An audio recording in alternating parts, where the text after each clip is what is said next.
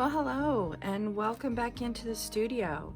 Today is 12 and 12 for 30, and I have my Illusions 8-inch square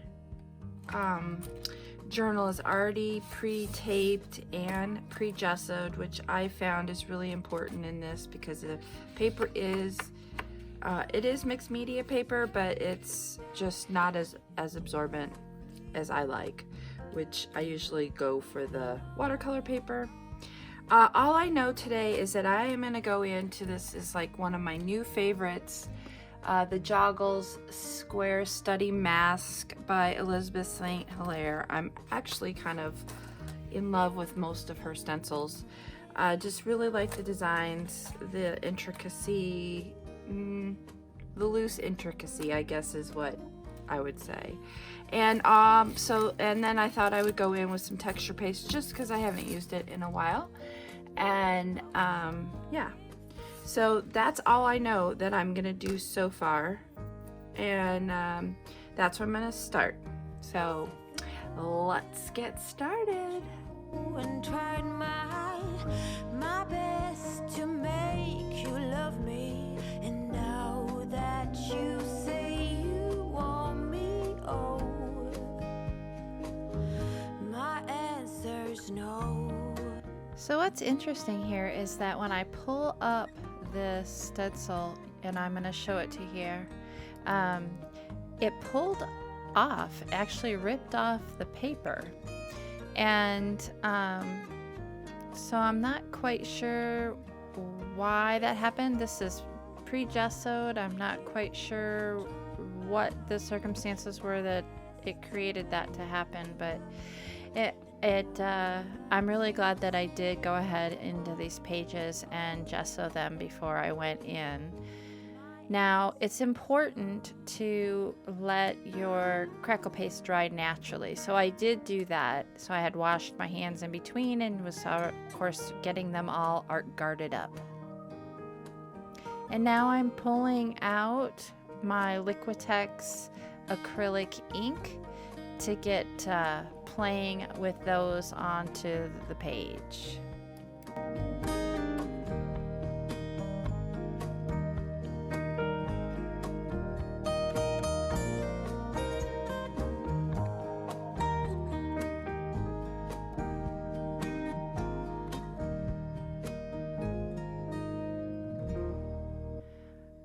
Oh my gosh, that's beautiful. It's wicking in there so beautifully into all the crackles that just is like, yeah. But then, of course, I have to go in with water, so it kind of mutates that a little bit, but it definitely comes through in the end. I love acrylic inks, and it's been a while, I feel like, since I've played with them, so this was really good.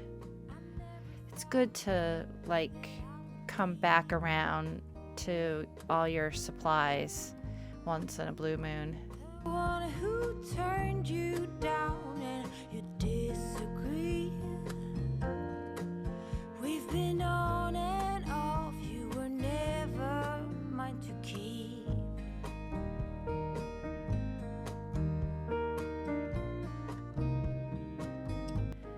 So now I'm coming in with a round brush and that dropper tip because I wanted more concentration than what I had watered it down with the water bottle after I had gotten it dried. So I do come in and get much more concentration of that color by utilizing this method. And I didn't want to lose all those cracks either, so how that pink really brought those out. And now I'm going to come in with some black acrylic paint in a fine liner, and this has been I have it with airbrush medium is in here to make it more fluid, and I just love the way that airbrush medium reacts when you spray it with water. So I do add water pretty generously, and you're gonna see I'm gonna come back in again here and add more and just watch that just wick right out. It's just so wonderful. So I'm gonna do that in a couple of areas throughout this 2-page layout. Oh, that you say you want me, oh, my answer's no.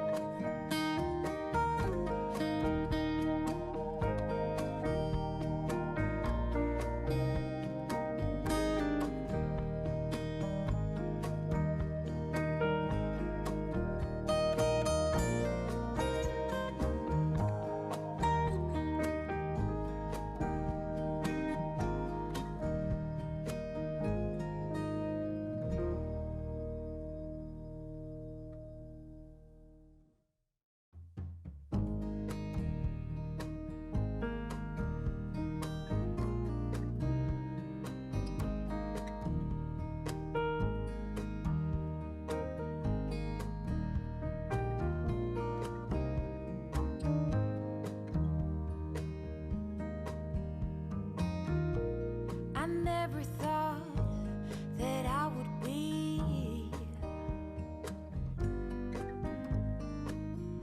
the one who turned you down, and you did.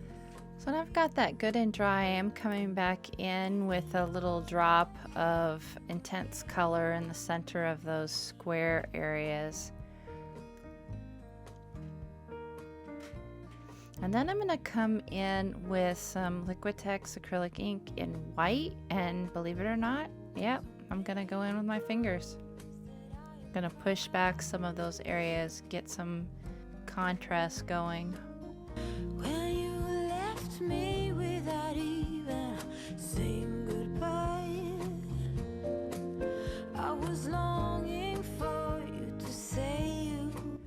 So I decided to come in with some of that white gesso because it just is so opaque. I'll get some really stark whites going on here because by this point in time I kind of had an idea of where I was heading, and I wanted the concentration of that color to be around where those squares were.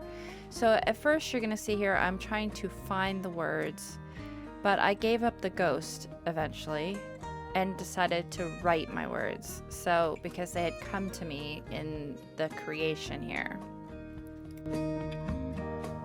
Yes, I fell in love with you and tried my best to make you love me. And now that you say you want me, oh, my answer's no.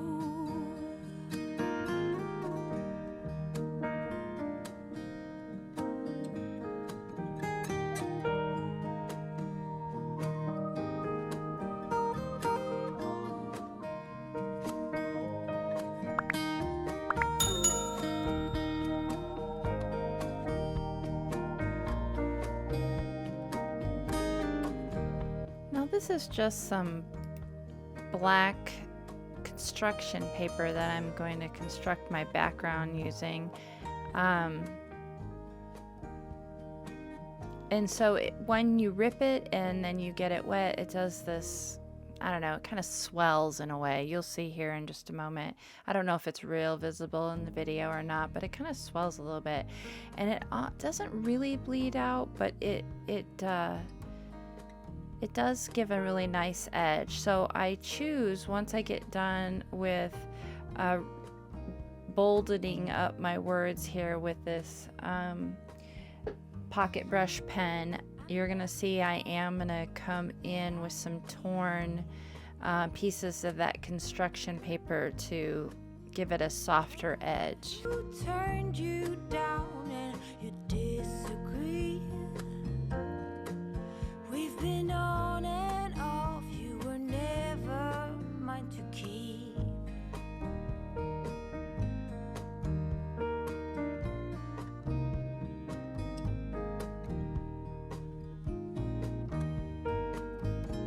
So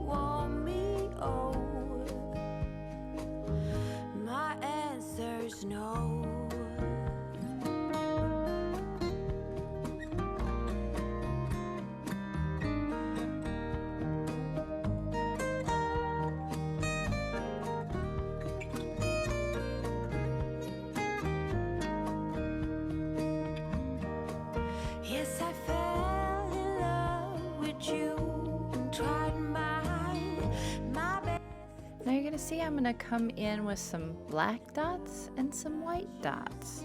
And in the final photos, you won't see those because I remove them. Because I actually, once I get done creating this shadow here, I am going to come back with my fine liner full of the black acrylic paint and the airbrush medium. I am going to extend out the lines that were created by that stencil on all 4 of my squares. So that's the 3 squares I already created, plus I'm going to do that around this box of text that I have on here. I felt at this point that it was like the whole premise was don't box me in, and where these other boxes, the 3 that you see to the right in a diagonal, really are they're closed, they're complete. And in the end, I wanted there to be some that weren't finalized, so they were unfinished lines, and you'll see that in the final images. So here I thought I was done. Nope. Who turned you down and you disagree? We've been on